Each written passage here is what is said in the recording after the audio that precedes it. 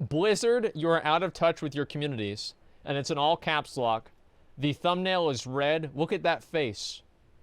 That's a war face. Okay? That's somebody who's not happy.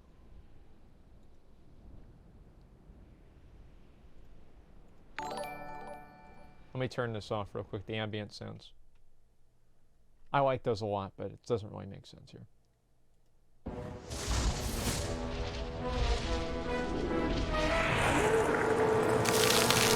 It's been, Holy shit, look at that hair.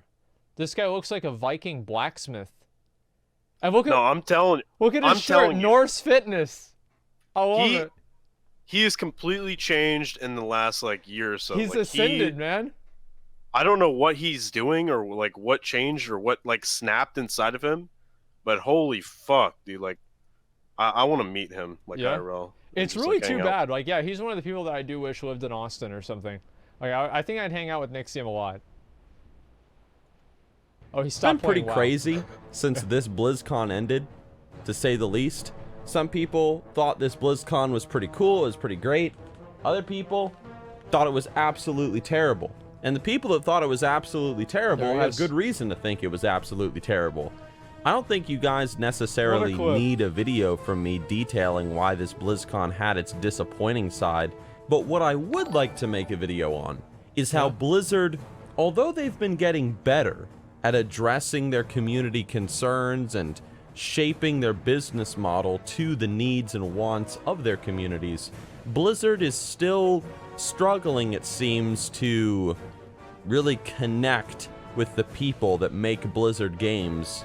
I want to talk about how Blizzard is still out of touch with their communities. Let us start by talking about the elephant in the room, Diablo Immortal. Diablo Immortal, many things have been said about this game. I don't feel like I need to spend too much time talking about it. Okay. But simply put, nobody wanted this game. I don't think there's a single Diablo player out there that thought to themselves while playing Diablo 3 or Diablo 2, wow, I really wish I could play this game on my phone while I'm taking a shit. I'm pretty sure nobody said that. Yeah? Maybe someone did, but they are in a very, very small minority. Diablo has always been this fantastical PC adventure game. I even think this whole releasing D3 thing on the Switch is like, but why? But I digress. That's releasing true. it on the phone? Like, was the community asked about this in any way? Was the forums filled with people saying, wow, I really wish I had Diablo Mobile? Did people really say this in the Diablo community? Or did the shareholders say this? Did Activision say this? Did the fact that Blizzard got jealous over the fact that they don't really have a strong presence on the mobile market say this? True. I mean, who cares about the D3 players, man? It's all about just getting your foot, you know, in the mobile market. Care about and the hey, players, if you care know the about the D3 money. community has to be sacrificed on that altar, like their game that they're looking forward to has to be cut, well, sorry Diablo fans, but you're just gonna have to deal with it. The Diablo Immortal announcement clearly shows that Blizzard has no idea what the Diablo players want. And Blizzard... Can I just pause this right here and say the fact that they took the trailer basically in the exact same choreographed way as Lord of the Rings, Fellowship of the Ring, with the Balrog coming out of the fucking fire? Oh, jeez. I mean, it's the exact same thing. And then the guy's face is just like Gandalf's. It's like they ripped off the game. They ripped off the cinematic. I mean, what's left? Blizzard Entertainment has no clue on how to provide that to them. I'm sorry, but that's the truth. The next thing we got to talk about is Classic WoW.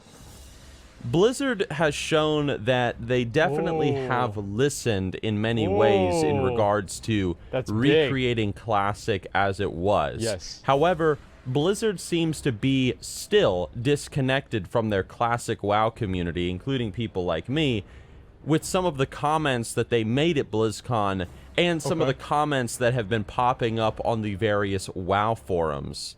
The first thing that I would like to draw your attention to is the fact that Ian Hazakostas made this very clever metaphor up on the BlizzCon stage. He said that if somebody was playing Classic WoW all those years ago, ended up taking a super long nap, and he woke up, the game that he would play would be exactly as it was all those years ago.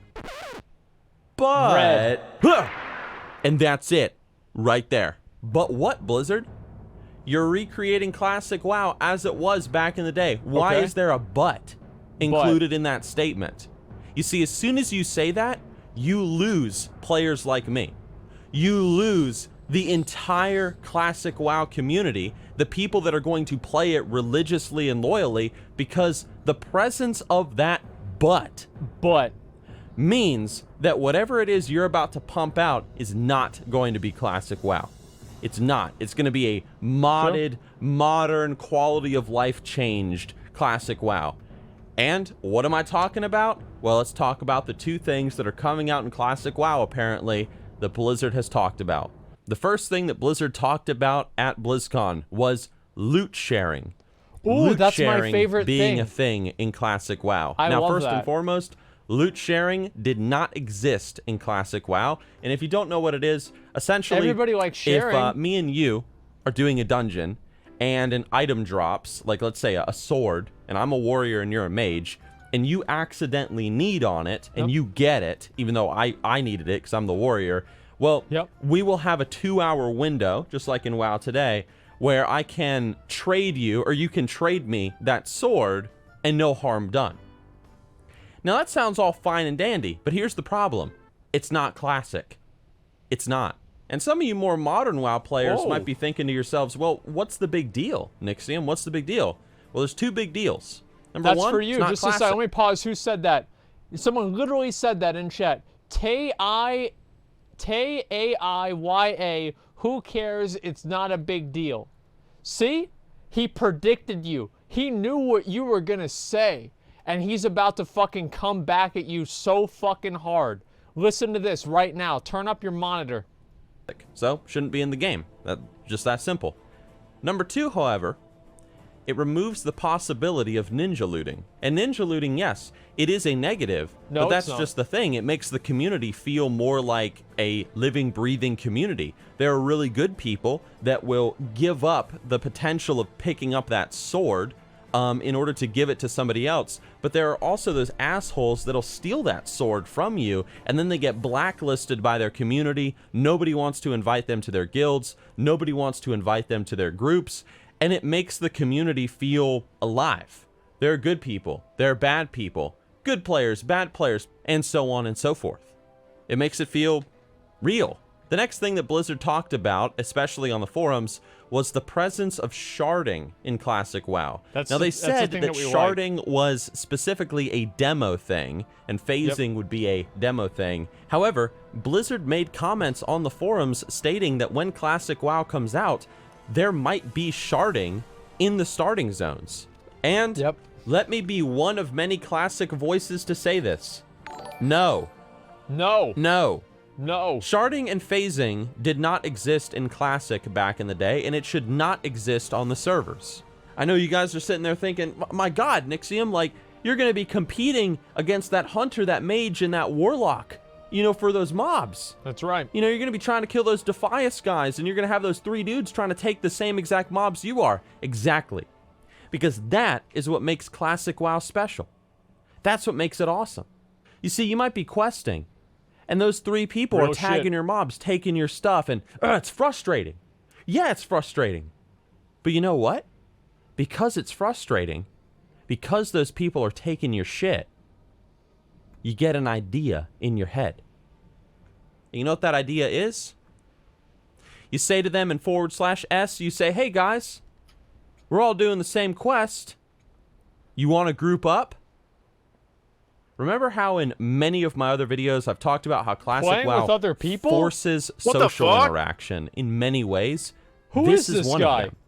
It's a game that will put people in positions where they are fighting over mobs. They are fighting over quest pickups and all this stuff.